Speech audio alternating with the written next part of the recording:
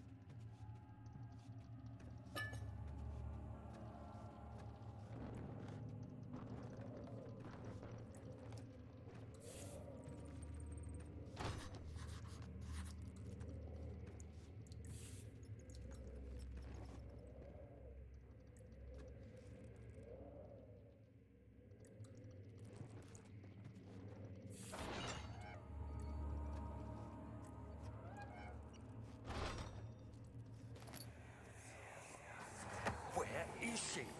Where did she go? No, I won't tell. I'll never tell you. You're just making things worse. Look, this is no place for a young girl all by herself. She could be hurt or worse. There's no telling what horrors await down there.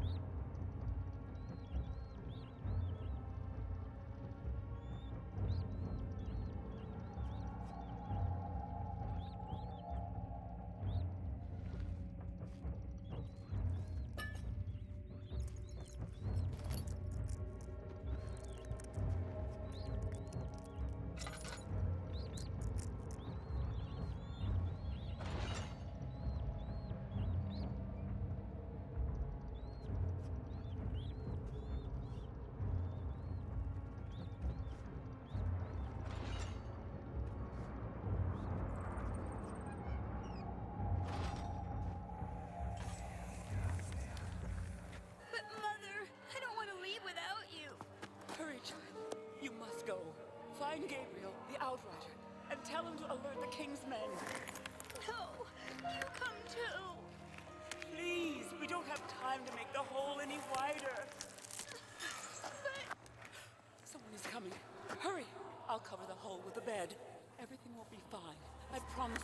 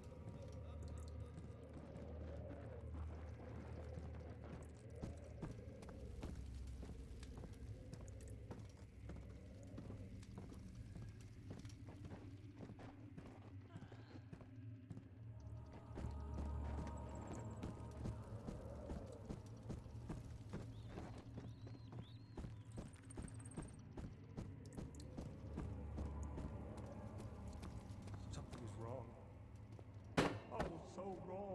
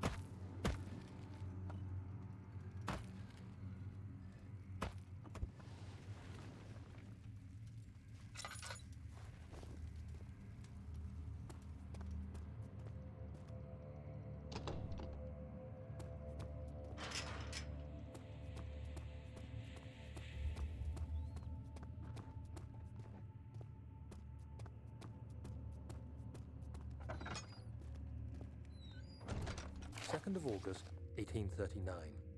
I have arrived at the village of Altstadt. It's a haven in the midst of a vast forest and the last stop before my final destination, Castle Brennenburg. It's late in the evening, and the outrider, who has been with the coach since Bremen, advised me to wait until morning before I venture further. I've arranged for a bed at Der Müller, the village's only inn, and am now waiting for the sun to rise. I try to sleep, but as I close my eyes, I see the men who fell victim in London.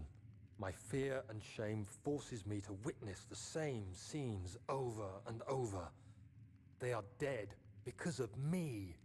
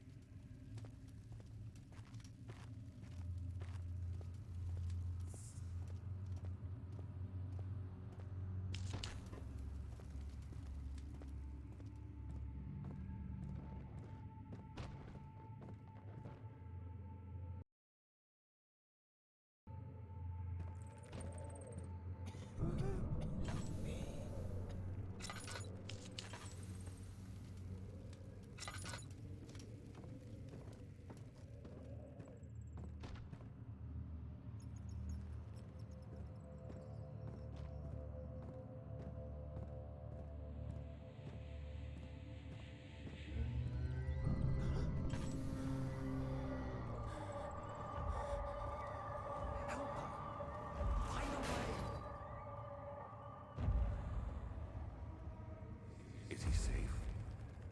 Well, it's for his own good. 3rd of August, 1839. I feel like I have fled the world and all its worries. Brennenburg is a majestic creation perched upon a forest-clad hill with towers reaching well above even the highest pine trees. Following the winding road leading to the gates gives the impression of discovering something forgotten, as if journeying with Marco Polo to the hidden Xanadu. Alexander, the Baron, is a peculiar but gracious man. He seems well versed in worldly matters and is not at all as eccentric as I assumed. My room is exquisite, and I'm confident that no hotel for miles could even hope to match it. As the sun sets on Brennenburg, its fairy tale varnish turns to an eerie gloom. Alexander's strange servants are never far away. They are a quiet lot, and their behavior could only be described as skulking. Alexander seems pleased by my presence. As he puts it, it seems like I got here just in time.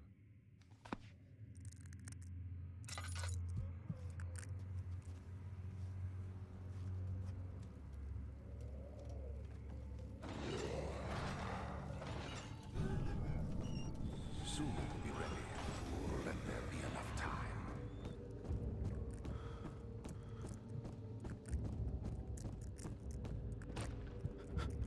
He escaped?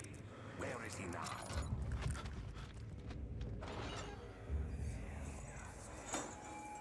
Hey! Anybody! Help! Christ! I don't believe this. Why?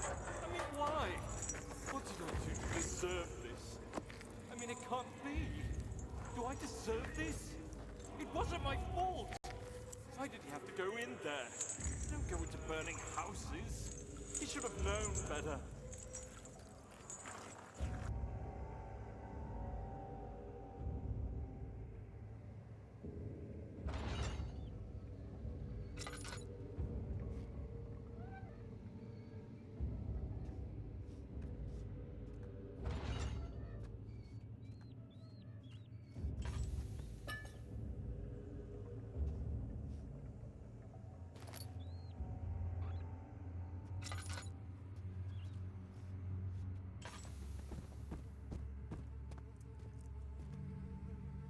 Fourth of August, 1839. The nightmares woke me in the early morning, and for a moment I forgot where I was. Shortly after, there was a knock on my door. Alexander had heard my screams and asked me to join him in the parlor. As we drank our tea, Alexander began to tell me what he knew. It seems like the orb I found casts a long and dark shadow. It's not only a powerful item, but a dangerous one. Simply by touching it, you invoke the powers within, and if you are too weak to control it, it will devour you. The shadow is a sluggish thing, lagging behind the wielder, killing anyone or anything in its path to reclaim the orb. I said I didn't care about its powers, and that I should throw it away. Alexander advised against this, as I'd still be a part of the path to the orb, and eventually suffer death. Having the orb, I would at least have the chance to fight back when the time came. I asked Alexander what he meant when he said he could protect me, and he answered that things can be done, but at a price.